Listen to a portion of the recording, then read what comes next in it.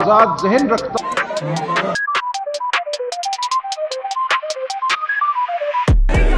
سلمان اکرم راجہ نے press conference کرتے ہوئے انتہائی اہم بیان میں کہا کہ کل عدالت پر حملہ کر کے سپریم کورٹ پر حملہ کر کے ہمیں یہ کہا گیا ہے کہ ہماری اب کوئی وقت نہیں ہے، کوئی ادارہ ایسا نہیں ہے جو طاقت کے خلاف کھڑا ہو سکے۔ جو آزاد ذہن رکھتا ہے، جو ہمیں کوئی ریلیف دے گا، ہمیں انصاف دے گا، وہ دروازہ اب ہم پہ بند کر دیا گیا ہے۔